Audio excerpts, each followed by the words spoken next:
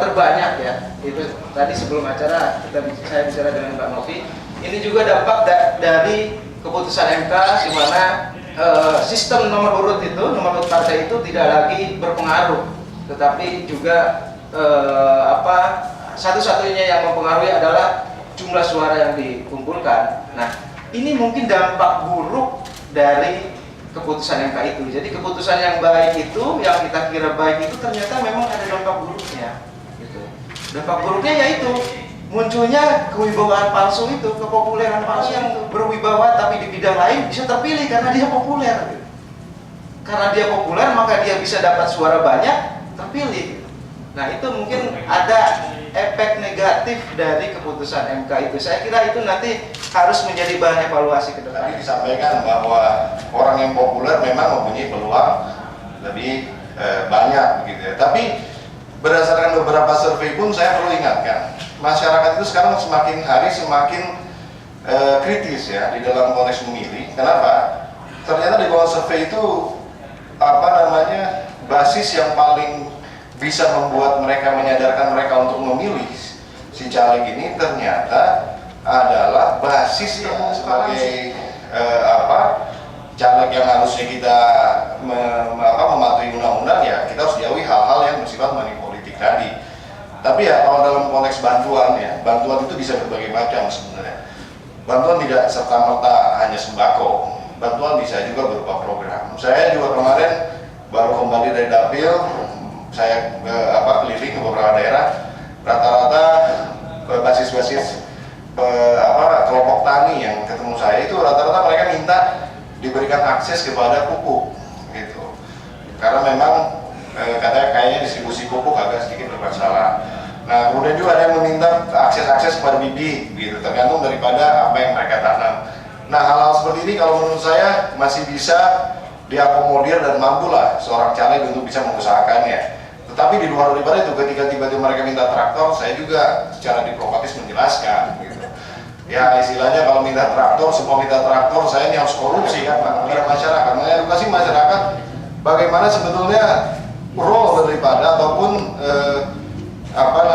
wewenang daripada seorang anggota dewan. Anggota dewan kan hanya punya hak budgeting, pertama kan, hak untuk melakukan perancangan undang-undang, hak legislatifnya gitu kan, dan hak mengenai masalah pengawasan. Nah, paling kita bisa, saya bilang paling nanti ini kan kalau jalan ini kan tugasnya daripada Pemda setempat. Kalau itu jalan bupati, kabupaten, ya nanti bupati lah yang kita hubungi gitu. Dan saya bisa memberikan endorsement ataupun peringatan-peringatan gitu. Itu paling yang bisa kita lakukan gitu. Tapi kalau bisa harus membangunkan dengan biaya sendiri, saya pikir ya ini adalah cikal bakal dari ujung-ujungnya korupsi. Januari, 3 hari setelahnya ditetapkan maka boleh berkampanye. Jadi kampanye itu nanti itu harus diorganisir oleh partai politik. Jadi tidak boleh kampanye itu calon legislatif kalau partai politiknya belum mengirimkan tim pelaksana kampanye. Ya pasti, karena DCT itu kan belum ada, tetapi partai politiknya kan sudah boleh berkampanye. Nah, memang soal bagaimana memahami kampanye yang panjang seperti Mas Bobida sebelumnya, itu juga nggak efektif dimanfaatkan oleh partai politik. Kemungkinan ini terkait dengan rumusan kampanye yang begitu panjang untuk pemilu tahun ini atau pemilu sekarang. Partai politik belum terlalu memanfaatkan waktu-waktu kampanye ini, padahal mereka sudah boleh berkampanye, kecuali yang dua hal, yang bentuk media dan koran atau media televisi dan elektronik dan cetak, dan yang rapat umum. Selebihnya disebutin, Bang. Ya, Online disebutin, banyak orang online nih, online nggak disebutin. Online boleh nggak? ya karena ini sedang diatur ya, mengingat begini, bahkan kita kemarin sudah ketemu dengan KPU, KPI, dan Dewan Pers, tapi belum sempat hadir Dewan Pers, bahwa bagaimana mengatur kampanye yang basisnya kampanye itu adalah pelaksanaan dari para caleg. kita mungkin dari Partai Demokrat sudah banyak belajar dari 2009 di mana mesin politiknya juga sudah teruji bekerjanya, kita punya infrastruktur ke bawah, tim sukses yang sebelumnya juga masih kita permanen. Jadi yang pasti bahwa para caleg dari Demokrat kita usahakan bahwa kita jangan hanya membuat janji, tapi kita harus bisa memenuhi janji.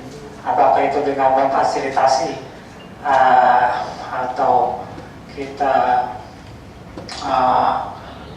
angkat persoalan-persoalan yang ada di masyarakat, apa kebutuhan-kebutuhan mereka, kita perjuangkan nantinya di apabila nanti para caleg ini telah jadi. Jadi bahwa kita selalu penekanannya bahwa kita jangan hanya membuat janji, tapi kita harus bisa memenuhi janji yang kita kampanyekan. Kalau saya satu aja pesan saya, bukan pesan keinginan saya di dalam pemilu 2014 yang akan datang. Kalau kita calegnya udah diminta untuk bekerja keras dan mengikuti tahapan serta memenuhi aturan, saya juga minta kepada teman-teman yang bertugas menyelenggarakan pemilu, terutama KPU dan Bawaslu, melakukan tugasnya juga dong sesuai dengan tugas dan fungsi sebagai Bawaslu dan KPU. Karena belajar dari pemilu 2009 yang menurut catatan semua media yang ada di Republik ini adalah pemilu yang paling tidak baik. Kalau kita diminta untuk meningkatkan supaya keterpilihan nanti menjadi anggota legislatif yang lebih baik, yang penyelenggara pemilunya juga harus melakukan proses yang sama.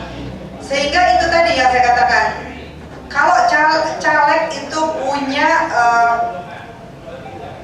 biaya di dalam melakukan proses kampanye yang tadi Mas Moki bilang tuh segitu panjangnya, kita semua hampir sama kok. Kita jadi caleg nggak kepengen kita terlibat dalam satu proses kampanye yang akhirnya menjerat kita, kemudian kita menjadi anggota dewan, pikiran kita cuma ngembaliin biaya caleg, biaya pencalonan kita, biaya kampanye kita. Dan apa sih yang membuat kita menjadi sangat mahal di dalam proses kita mencalonkan diri atau berkampanye? Yang paling mahal menurut saya adalah menjaga suara. Itu yang paling mahal. Udah kita kerja keras 1 tahun, energi kita habis, uang kita habis, gini di ujungnya nggak fair banget negara ini kalau suara kita nggak dijaga sama pemerintah yang ada. Ya IT-nya rusak lah, nggak masuk akal buat saya. Nah, kita ini BBM Z10 nih 6 juta perak, hebat banget. Masa IT triliunan hancur?